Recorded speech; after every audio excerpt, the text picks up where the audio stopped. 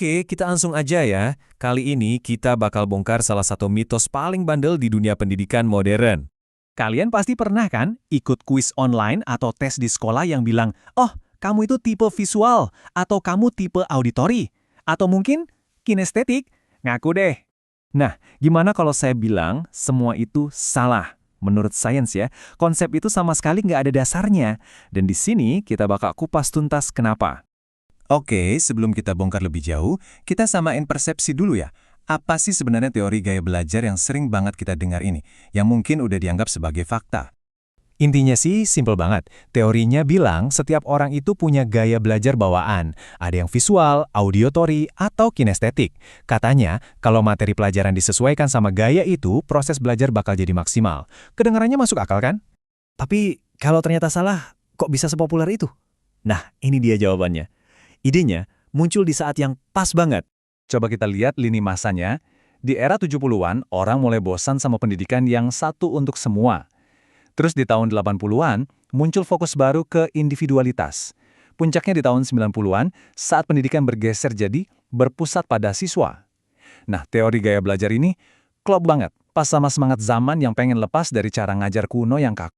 Terus kenapa idenya begitu menggoda? Pertama, kelihatannya ilmiah, ada strukturnya. Kedua, ini menyanjung nilai individualitas. Kita kan suka dianggap spesial.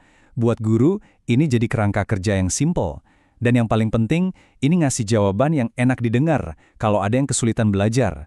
Gampang banget kan bilang, oh dia susah ngerti karena cara ngajarnya nggak cocok sama gayanya. Oke, sekarang kita masuk ke bagian intinya, dagingnya nih. Mari kita lihat gimana sains ngebantah teori ini habis-habisan. Jadi, klaim utamanya kan begini. Kalau metode ngajar dicocokin sama gaya belajar, hasilnya bakal jauh lebih baik. Klaim inilah yang diuji berulang kali sama peneliti. Ratusan studi loh, dan hasilnya selalu sama dan sangat jelas. Ternyata, gak ada bukti yang konsisten kalau mencocokkan metode ajar sama gaya itu bisa ningkatin hasil belajar. Sama sekali nggak ada. Simpelnya, yang nggak ngaruh. Siswa yang katanya visual gak jadi lebih pintar kalau cuma dikasih gambar. Begitu juga sebaliknya. Nah, ini perbandingan yang bakal bikin semuanya jadi jelas. Mitosnya bilang, sesuaikan formatnya sama orangnya. Misalnya, kamu itu visual, jadi harus lihat diagram. Padahal, realitanya adalah, sesuaikan formatnya sama kontennya. Contohnya, kamu lagi belajar anatomi, ya jelas butuh diagram. Gak peduli kamu tipe apa. Mau belajar cara ngucapin bahasa asing, ya harus dengerin suaranya.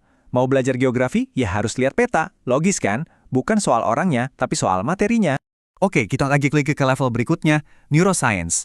Ilmu otak ini ngasih pukulan pamungkas yang bikin teori gaya belajar bener-bener KO. Kenyataannya, belajar itu multimodal. Maksudnya gimana? Otak kita itu gak punya jalur khusus buat belajar visual atau belajar auditori. Gak ada itu sirkuit terpisah-pisah kayak gitu. Justru sebaliknya, otak kita itu jago banget mengintegrasikan informasi dari banyak indera sekaligus.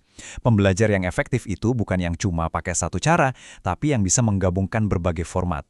Jadi kalau kita dipaksa cuma pakai satu gaya, itu malah bisa menghambat cara kerja alami otak kita. Ironis ya, teori yang katanya mau bantu belajar malah ngajarin kebalikannya. Oke, pertanyaannya sekarang, kalau buktinya sejelas ini, kalau sains udah bilang tidak, kok mitos ini masih hidup? Kayak zombie, nggak mati-mati. Nah, disinilah ceritanya jadi makin seru. Jawabannya bukan di fakta, tapi di perasaan. Buat siswa, ini jadi alasan yang nyaman kalau gagal. Bukan salah saya, cara ngajarnya aja nggak cocok. Buat guru, ini jadi alasan simple buat nunjukin kalau mereka peduli dan ngasih perhatian personal.